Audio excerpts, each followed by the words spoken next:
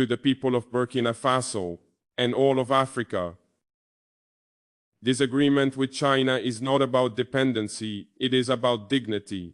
For too long, our lands fed others while our own children went hungry. Today we rice or soybeans will not just feed nations. They will build schools, hospitals, and futures. We are not beggars. We are partners, and Africa will decide its destiny with strength, with honor, and with pride.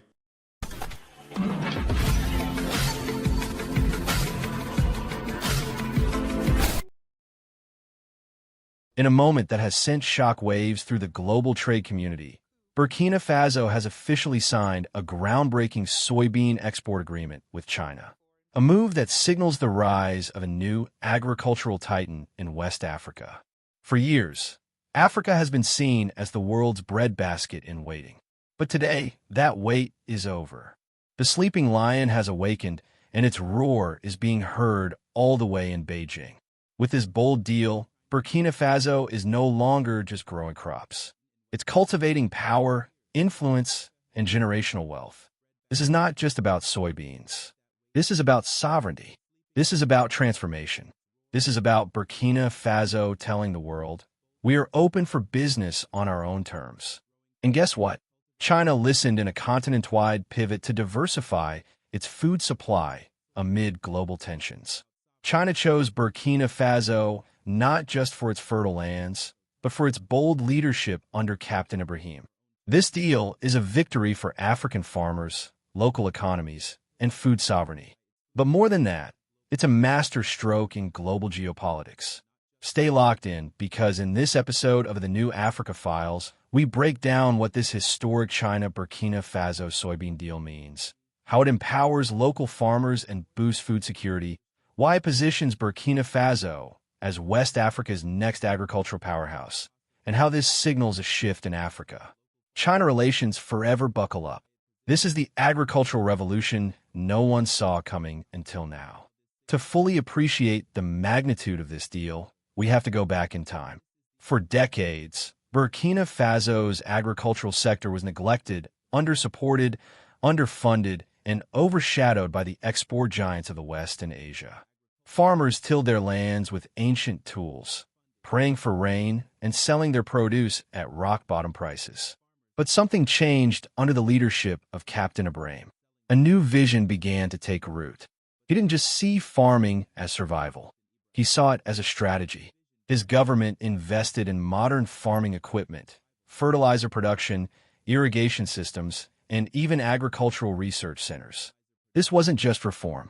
This was an agricultural awakening. Soybeans, often called green gold, became a centerpiece of this strategy. Why? Because the world, especially China, needs soy. And not just a little, a lot. China, the world's largest consumer of soybeans, has faced rising costs, trade friction with the U.S., and a desperate need to diversify its sources. Enter Burkina Faso, strategically located, climate-resilient, and eager to export. It was a match made not in heaven, but in geopolitics. So, what exactly does the deal include? According to official sources and trade analysts, Burkina Faso has agreed to export an initial 5 to 22 million tons of high-grade soybeans to China annually over a multi-year renewable framework. The agreement includes zero tariff access to Chinese markets under China's Africa LDC initiative, technical support and training for farmers by Chinese agronomists. Infrastructure development. China will help build modern storage silos, soybean processing plants, and loading terminals in Burkina Faso, guaranteed pricing that secures profits for local farmers while remaining competitive on the global stage. A clause for technology transfer, enabling Burkina Faso to develop its own soybean refining and oil extraction capacities locally more than just a commodity exchange. This is a comprehensive development package, and here's the kicker: the deal was not brokered through Western intermediaries, it was negotiated government to government directly between Ouagadougou and Beijing, a show of African diplomatic maturity and strategic alignment. This is not aid, this is trade, and it's about time. Let's talk numbers. Before this deal, Burkina Faso produced around 600,000 to 800,000 tons of soybeans per year, most of which was consumed domestically or traded regionally. With Chinese demand now in the picture, production is projected to triple within 5 years, creating over 150,000 new farming jobs. Tens of thousands of downstream opportunities in logistics. Transport, warehousing, and export are projected to $8 billion GDP contribution by 2028, making soybeans one of Burkina Faso's top 3 exports. But it's not just about export cash. The government has made it clear 20% of soybean harvests must be reserved for domestic food programs, including school meals, food security banks, and local agri-processing industries. This means better nutrition, stronger rural economies, and fewer food imports. Ibrahim's administration has also promised cooperatives will manage 60% of the production zones, empowering local communities and ensuring that profits circulate within villages, not just in capital cities. This is development done right by the people for the people. So why is China betting on Burkina Faso? Simple. China is rebalancing its food sources after facing unpredictable supply chains from traditional suppliers like the United States, Brazil, and Argentina. China is turning to Africa, a rising continent with vast potential and fewer geopolitical strings attached. Burkina Faso stood out for several reasons. Political stability despite threats from insurgents. Burkina Faso is showing strong leadership and reform, high-quality soil and climate conditions, especially in the Bulu-Mahun and Center regions. Strategic location as a land bridge to other West African countries. Burkina Faso can serve as a regional soybean hub. Willingness to partner, fairly unlike some resources for loan deals. Burkina Faso offered mutual terms that respected its sovereignty for China. It's a long-term play. Help African nations grow and you build markets, allies, and reliable food pipelines. It's a win-win and a warning to the West. Burkina Faso's move is sparking a domino effect. Neighboring countries like Togo, Ghana, Benin, and Mali are now exploring how they too can tap into soybean exports.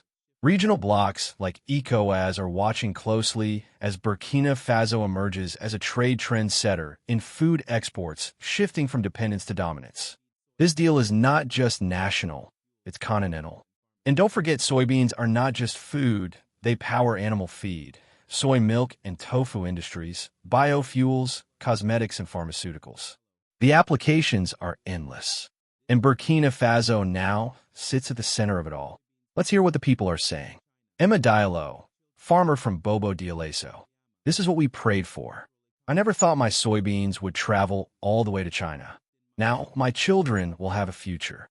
Marama, agricultural economist. This isn't just a trade deal. It's a shift in mindset. Farmers are becoming exporters. Villages are becoming industries. Hoping Chinese trade. We chose Burkina Faso because it chose itself first. The leadership here is determined.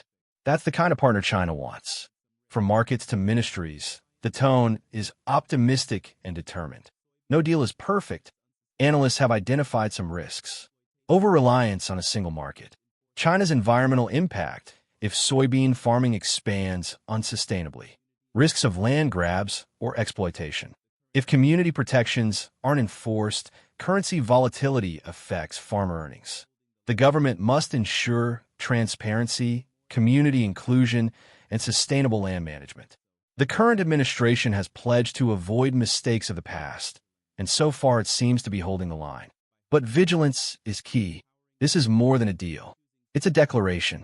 Burkina Faso, once written off by international analysts as a conflict-torn hinterland, is rewriting its destiny by harnessing its land, empowering its people, and choosing strategic partnerships over dependency. It is rising as a symbol of Africa's agricultural awakening. This soybean deal with China is just the beginning. And here to the new Africa Files, we'll keep bringing you the truth behind the headlines. The stories that show Africa not just as a continent of potential, but a continent of power. Let this be a lesson. Africa does not need to be saved. It needs to be respected. And Burkina Faso is leading that charge. Don't forget to like, share, and subscribe to this channel. your home for real African transformation. Until next time, keep the vibe alive.